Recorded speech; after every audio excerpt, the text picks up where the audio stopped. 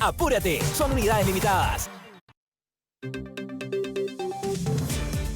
Volvemos en la mañana informativa. La inflación registró una variación mensual de 0,8% en enero.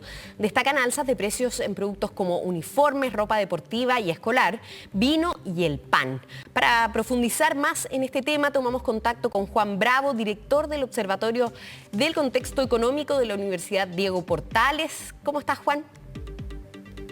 Hola, muy buenos días. Muchas gracias por la invitación.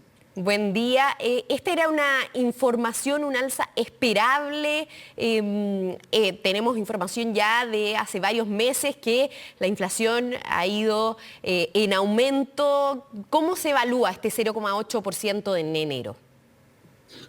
Sí, mira, por un lado, la parte negativa es que la inflación mensual fue de 0,8%. El mercado esperaba 0,5%, por lo tanto, en comparación al mes anterior, la inflación fue superior a lo esperado, ¿cierto? Y eso, por supuesto, que es una mala noticia por todos los efectos perniciosos que genera en las personas, ¿cierto?, una inflación elevada. Sin embargo, si uno se compara respecto a enero de 2022, o sea, respecto al mismo mes del año anterior, la inflación anual es de 12,3% y por lo tanto baja respecto al dato que teníamos en diciembre, que era de 12,8%. Por lo tanto, a pesar de que en términos mensuales tenemos una sorpresa al alza, aún así la inflación anual logra bajar, logra descender respecto a diciembre. Y eso es una noticia positiva porque recordemos que el Banco Central define su meta de inflación en base a la inflación anual. La inflación anual, el Banco Central apunta a que esté en 3%.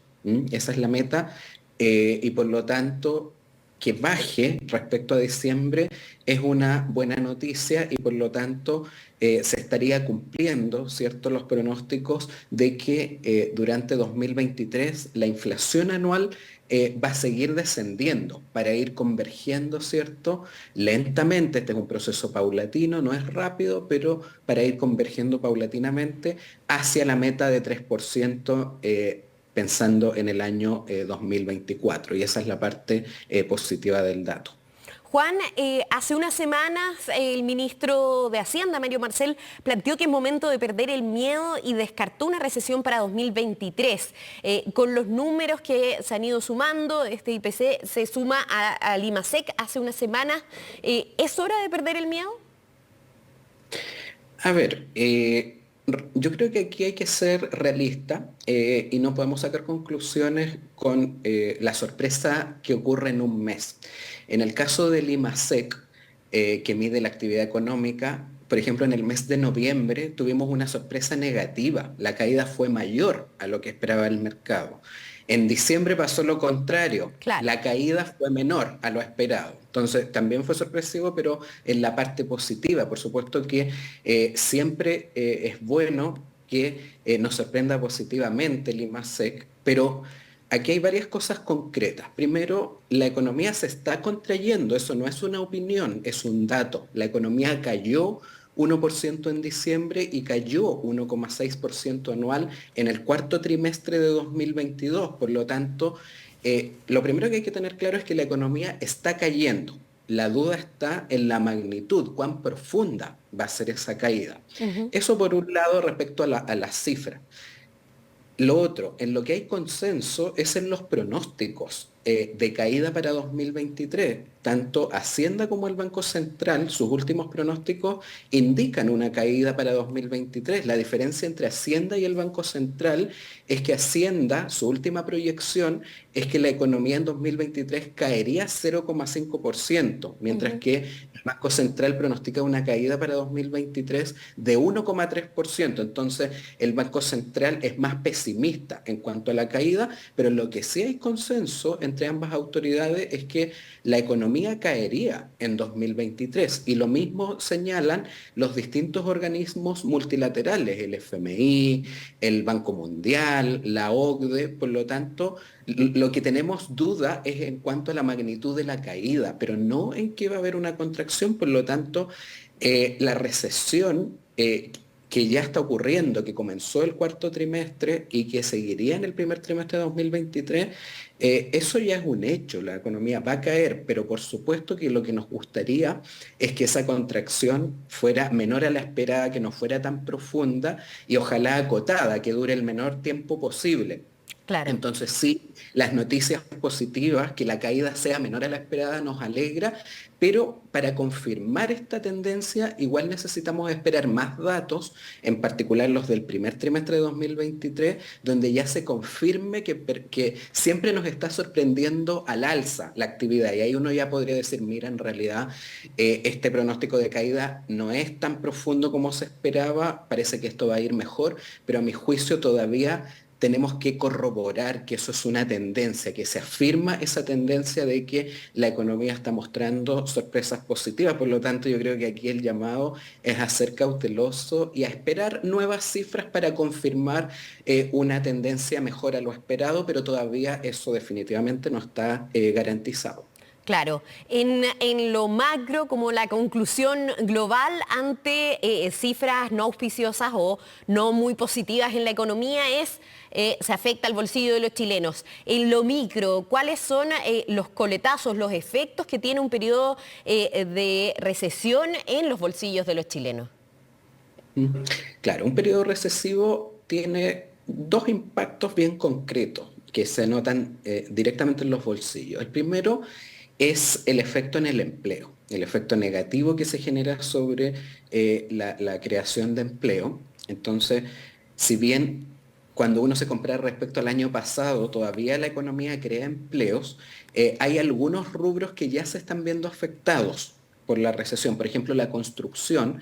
eh, ya perdió 54.000 empleos en el último año. La construcción es un rubro que siempre es el primero en verse afectado en los periodos recesivos y eso ya se está notando en el empleo de esa rama en particular. A medida que la recesión avance, esto se va a ir trasladando a otras ramas. Por ejemplo, en el comercio, si bien todavía se crea empleo, cuando uno se compara respecto al año anterior, se ha ido desacelerando bastante rápido. Y lo mismo está ocurriendo con el empleo en general, que se crea empleo respecto al año anterior, pero a ritmos cada vez menores cuando nos comparamos respecto al año anterior y las cifras del primer trimestre ya nos van a empezar a mostrar caídas más generalizadas. Entonces, lo primero es un efecto negativo sobre el empleo y por lo tanto la capacidad de generar ingresos. El segundo efecto que genera una recesión tiene que ver con los salarios, porque cuando hay una recesión hay menos, se demanda menos trabajo, ¿cierto? Hay menos necesidades de contratación y eso por lo tanto genera un efecto negativo sobre el ritmo de crecimiento de los salarios. Entonces, ese es un segundo efecto concreto que tiene la recesión en el bolsillo de las personas. Claro, Juan, dicho las remuneraciones reales en Chile completan 2022, este es un titular de hace un par de días, con fuerte retroceso de casi 2% ante la alta inflación. Y esto, por supuesto, no se espera que dentro del próximo año se revierta o tenga una mejora. Sí. Afortunadamente en el caso de la inflación, sí vamos a tener buenas noticias porque lo que comentábamos al principio, ¿cierto? La inflación anual sí se está desacelerando. En diciembre fue 12,8%, ahora en enero fue 12,3%, o sea, está bajando y esto va a seguir bajando a lo largo del año. La inflación va a ser cada vez menor y por lo tanto eso va a ayudar finalmente a que se vaya recuperando la capacidad de compra de los salarios, porque a nosotros lo que nos importa es cuántos bienes y servicios se pueden comprar con los salarios. Entonces, a medida que los precios se van moderando, las alzas de precios, entonces esa capacidad de compra se va recuperando. Esa es la parte positiva para los salarios, que la inflación sí se va a ir reduciendo paulatinamente y eso va a ir entonces mejorando la capacidad de compra de los salarios. La parte negativa para los salarios es lo que acabamos de comentar, ¿cierto? La recesión genera un daño sobre la capacidad de los salarios de aumentar porque hay menos necesidades de contratación. Por lo tanto, eso repercute negativamente en los salarios. Entonces, pero sumando y restando, si uno considera ambos efectos, el de la reducción de la inflación y el efecto de la recesión, lo que uno esperaría es que sigamos viendo caídas de salarios reales durante el primer semestre de este año, pero cada vez menores, se van a ir moderando las caídas y ya hacia el segundo semestre de este año debiéramos ver que los salarios reales empiezan a crecer nuevamente en la economía. Juan, y las medidas, las más de 40 medidas anunciadas en esta agenda productividad, ¿cree que van a aplacar en algo el impacto de este periodo de recesión que estamos viviendo? ¿Van a fomentar efectivamente la economía? ¿Van a dinamizarla de alguna manera? Sí, algunas medidas, por supuesto que pueden contribuir a apoyar, eso es parte importante. Muchas de estas medidas, de todas maneras, son más bien de largo plazo, que está bien, hay que pensar, porque aquí no solo hay que pensar en la recesión en el muy corto plazo, sino que hay que pensar en cómo vamos a recuperar la capacidad de crecer de la economía chilena. Entonces está muy bien el programa, ¿cierto?, con estas 40 medidas, pero muchas de ellas apuntan más bien al mediano plazo y no a la recesión, pero algunas de ellas que tienen que ver con mejorar el financiamiento para microemprendimientos, ¿cierto?, mejorar los subsidios laborales, esas sí pueden tener un impacto más inmediato y que puede contribuir. Así que esperemos que se concrete, porque ahí hay muchas medidas muy valiosas, como por ejemplo el tema del cabotaje marítimo o la desnotarización de la economía, que son muy positivas, pero la verdad es que ya las hemos escuchado en otros gobiernos y lamentablemente No nunca ha se estado... concretan de alguna manera. Exacto, esto ya lo hemos escuchado Claro. antes, muchas de esas medidas, y lamentablemente no está el coraje político para implementarlo. Sería espectacular que se concretara, pero uno tiene dudas legítimas de que ello ocurra porque ya lo hemos visto en gobiernos de distintos signos políticos que se anuncian medidas similares y finalmente no se concretan, lamentablemente. ¿Alguna razón que vea usted de fondo en esta falta para cortar esa burocracia, en este caso de las notarías y mezcladas con la economía? Sí,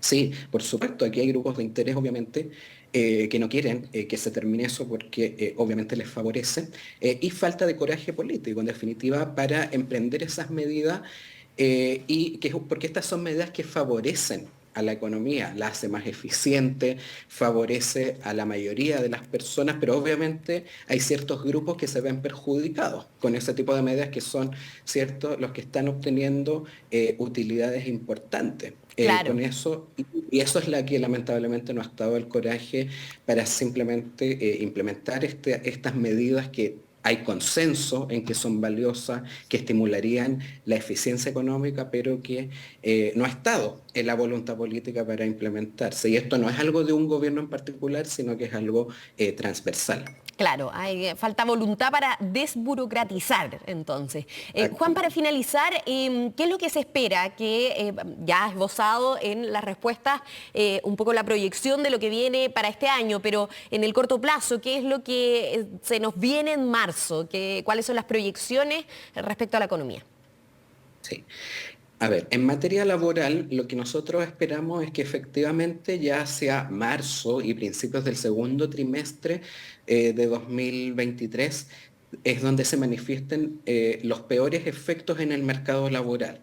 O sea, donde ya veamos más nítidamente un aumento en la tasa de desempleo y un aumento de la tasa de ocupación informal. Ahora en el verano hay un efecto positivo del verano porque se generan muchos empleos transitorios en Claro. rubros como el comercio, el turismo, en restaurantes, etcétera, en la agricultura, y eso contribuye transitoriamente a generar cifras un poco más benignas en materia laboral, pero terminando el verano insisto, en marzo o ya el segundo trimestre de 2023, donde vamos a ver una alza más marcada en la tasa de desempleo, ya se va a notar la destrucción de empleo de manera más transversal y más ocupación informal. En materia inflacionaria, mejores noticias, vamos a ir viendo que a lo largo de 2023 se sigue reduciendo la inflación, esa es la parte positiva, la economía va a ir reduciendo sus tasas de inflación paulatinamente y en materia de actividad económica, entonces sí debiéramos tener una contracción el primer trimestre de 2023 y ahí con eso ya tendríamos 2 trimestres consecutivos de contracción de la actividad y por lo tanto una recesión y vamos a ver el grado de profundidad de esa recesión. ¿Cuán profunda es? Yo creo que ahí hay incertidumbre.